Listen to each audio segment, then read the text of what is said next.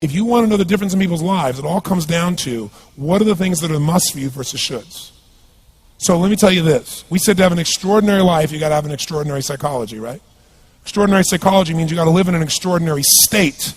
To be in an extraordinary state, you got to condition your nervous system, your body, your physiology and focus to be at their best. Do you agree with this? Yes or no? Then to do that, though, you can do that. Why doesn't everybody? Not because you can't. We all have the ability. It's because of our standards. I remember a time early in my career, I was about 24, and I went to do a seminar in Boston. And in those days, a big seminar for me was like 125 people. And it was a 3-day seminar, and we worked around the clock, and people made such extraordinary changes in their life. And at the end of it, I was feeling so fulfilled. I was thinking, my God, I'm 24, maybe 25 at the time. And I am so happy because I have found my mission in life. I'm doing what I love. It's making a difference in people's lives. This is extraordinary. So we finished about midnight on the Sunday night. And around midnight, I'm still wound up, so I don't feel like going to bed. So I decided, okay, let me take a walk here, and I decided to go through Copley Square. If you've been through Copley Square, it's a pretty neat place. Because in Copley Square, you can look up and you can see buildings that were here before we were known as the United States, and beside them you see skyscrapers that are new. It's a pretty cool place. So I'm walking around midnight on Sunday night. There's nobody in Copley Square midnight on Sunday night. And I'm walking along, and I see this guy in the distance, and he's kind of stumbling back and forth between the gutter and the sidewalk. He's got a long trench coat on, his head's down like this. He's holding a brown bag, and I can start to smell him even before I get there, and I'm thinking, this guy is obviously drunk. And as I started to get closer, I thought, I bet he's going to beg me for some money. And sure enough, whatever you focus on life tends to happen, doesn't it? So sure enough, he gets real close to me, and I thought all of a sudden he wasn't going to do it, and all of a sudden he popped his head up. It was really weird. He went, "Mister!" He had this really bizarre looking sounding voice. He went, "Mister, could you loan me a quarter?" And I thought, do I want to reward this behavior? And then I thought, I don't want him to suffer. Do you have this dilemma sometimes? Like, I'm not here to judge. So years ago I finally decided I always just give. Even if the person's pulling a scam, that's for them to deal with. If I have the ability, then I give. And so I thought, could I teach him something? So I asked him a question back. I said, is that all you want is a quarter? So he goes, yeah, just 1 quarter. 1 quarter changed my whole life. 1 quarter. I said, really? He said, yeah, 1 quarter. So I reached in my pocket, and I pulled out my money clip. And in those days, I was very young, just starting to succeed. And my original mentor was a man named Jim Rohn. I don't know, how many have heard of Jim Rohn? Anybody? Yeah, he's a great guy. And Jim told me, he said, Tony, look, you've come from a poor background. You got a poor psychology. You got to change it. He said, you don't have any money, so pretend you do. He said, start training your brain, condition it. He said, go save all your money, get $300 bills, and put them on the outside of your money clip, even though you only have $5 in between them. So every time you pull it out, you'll see that, you'll feel inspired, you'll feel better. He said, and you'll feel better, you'll do better. So I was like, okay. So I did. So I pulled my money clip, and sure enough, I got $300 bills down. I made sure he saw the bills. So I'm tearing through that, right? Looking in between there, see if I can find some change. But I made sure he saw it. Sure enough, he's looking at the $100 bills, checking it out. I find the quarter, I pull it out, take the money, put it in my pocket. I noticed he's watching my hand going into the pocket. I took the quarter and I looked at him and I said, sir, life will pay any price you ask of it. And I gave him the quarter. And then something really interesting happened. He took the quarter. He looked at the quarter. He looked at me. He looked at my pocket. He looked back at the quarter, looked at me, looked at my pocket, looked at me again, looked at the quarter, looked at my pocket, looked back at me and said, you're weird. And then he shuffled on off like this, right? And I thought to myself, wow, what's the difference between him and me?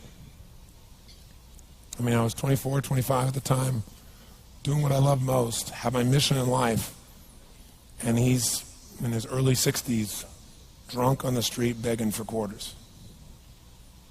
What's the difference? And I thought, well, maybe God's blessed me because I'm such a good person. I thought, oh, and he's such a bad person. That's such bull. And I thought, wow, maybe the answer to that question is what I just told him. Life will pay whatever price you ask of it. But you know what's interesting? You got to ask intelligently. In the Bible it says, ask and you shall what? Yeah, pretty good formula. You ought to look into it. But you know what? It says, ask and you shall receive, but I'm sure it meant ask intelligently. I'm sure that's what God meant. I'm sure he didn't mean bitch and you will receive. Whine and you will receive. I don't think that was the instruction. Now, if you were going to ask intelligently, there might be 5 elements of that. Number one, you'd have to ask specifically, wouldn't you? You wouldn't ask in a general way. People do it all the time. They go, I want more money. Fine, here's $1. Get out of here. Very often, you're getting what you're asking for. You're just not aware of how general you're asking. Clarity is power. The more clear you are about exactly what it is you want, the more your brain knows how to get there.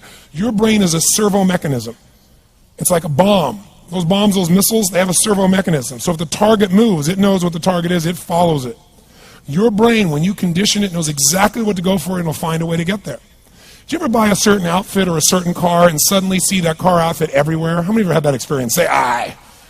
How come that car outfit's everywhere? It always was everywhere, but now you notice it. And the reason is because there's a part of your brain called the reticular activating system, the RAS. That part of your brain determines what you notice and what you don't notice. Your brain spends most of its time trying to make sure you don't notice because you'll go crazy if you notice everything. But when you decide what's most important to you, your brain goes after it. Everyone I know who's successful builds what I call an RPM plan. An RPM is built on the metaphor that the way to get from where you are to where do you want to go to the fastest is you got to build power, like in a car, RPMs. And the R stands for they know the result they're after. They know what they want precisely. If you don't know exactly what you want or you let yourself get beyond that into something general, you're not going to achieve it. Clarity is power. You got to know the specific result you're after. What do you want? If you can't answer that question right now in your personal life, in your body, in your relationships, in your finances, in your spirituality, then you're not going to be as fulfilled as you want to be. Today we're going to have you answer one of those questions at least. The second part of it, you got to know P, why you're doing it. Because you know what? You may get a big goal as soon as I want to make $1 billion. I want to bring peace to the earth. Why? Because as soon as you come up with a goal, all the obstacles show up. Unless you've got enough emotional drive to break through that, you're never going to discover what it really takes. So you got to get yourself past that. And the way to get past that is have enough reasons. Reasons come first, answers come second. This man did not know what he wanted, he did not have enough reasons. To ask intelligently, you got to ask specifically. To ask intelligently, you got to know why you want it, have enough drive to make it happen, enough juice to make it happen. If you don't have enough reasons, you will not make it happen. And the M is, what is your massive action plan? What is going to get you to actually fall through? Because the first plan's not going to work and the second plan's going to work, so you better have enough plans that if the first two don't work, you still got something else. Otherwise, you're going to be having excuses why it didn't work. So asking intelligently requires that. So if we're going to be extraordinary in our results, we've got to be in an extraordinary state. We've got to know what we want and we've got to go use it.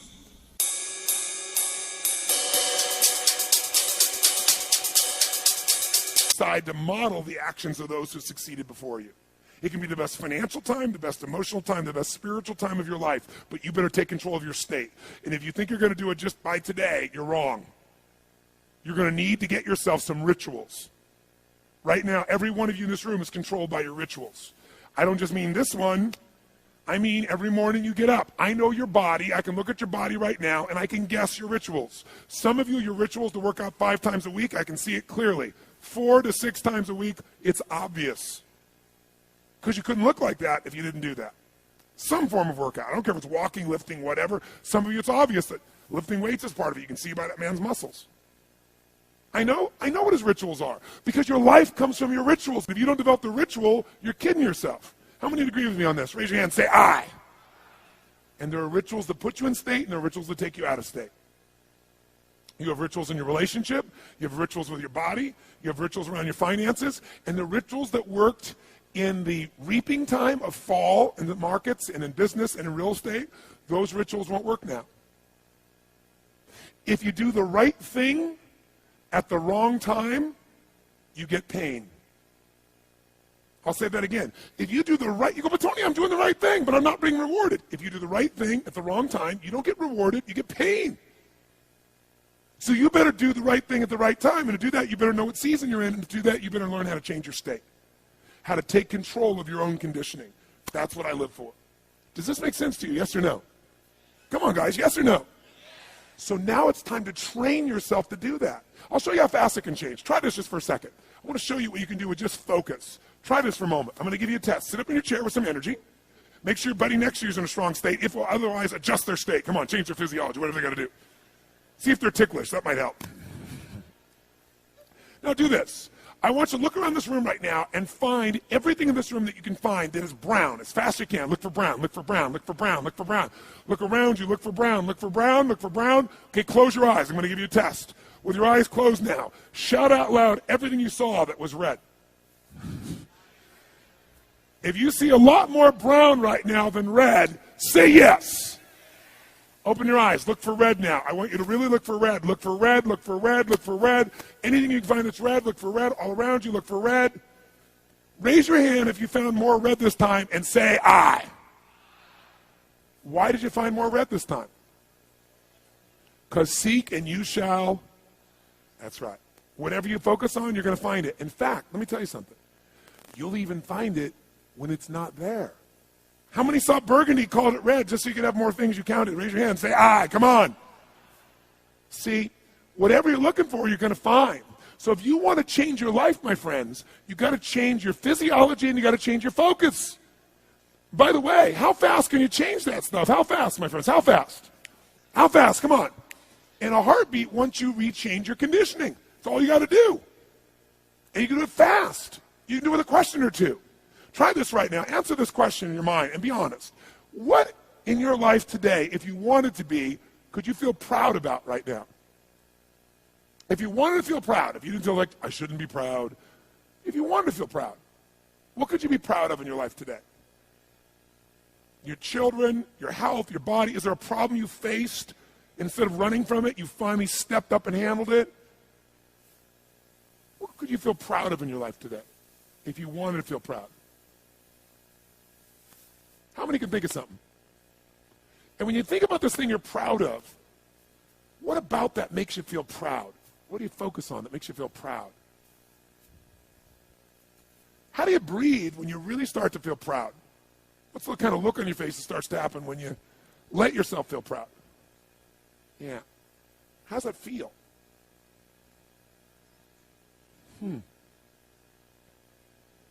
Think of another area of your life. Think of an area of your life that you're grateful for.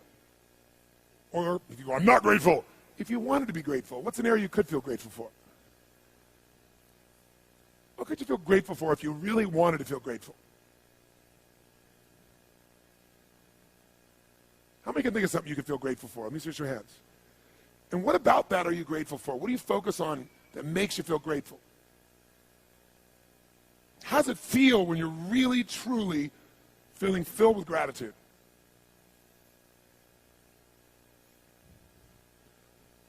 Here's one.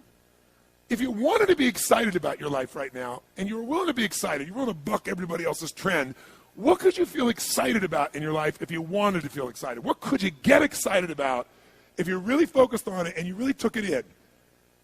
And you weren't in a negative place. What could you get excited about if you wanted to be excited in your life? What could you get excited about? How many of you can think of something you feel excited about right now? Raise your hand. Let me see your hand. Say I.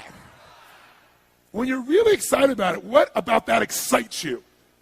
Or when you're really excited, how do you feel? How do you speak? What's your life like? By the way, when you're excited, does it tend to touch other people? Yes or no? Absolutely. By the way, do people have a tendency, who feels different right now than just even a couple moments ago? Raise your hand and say I. Why? Because focus is controlled by questions. If you ask a different question continuously, not once, continuously, you will get a different answer. If you ask a lousy question, you get a lousy answer and a lousy state. Somebody says, why does this always happen to me? It doesn't always happen to you, but the brain's like a computer. Ask it a question, it'll have to come up with an answer because you deserve it, you idiot. Someone will say, how come I can never lose weight? You can lose weight, but if you keep saying, how come I can never lose weight, the brain's got to come with an answer. It goes, you're a pig. Lousy questions create what? Lousy answers. Ask a better question, get a better answer. Now here's what I want you to get. I want you to get that you can change your state. How fast, guys? How fast? How fast? And if you get the habit of doing it, you'll have a different life.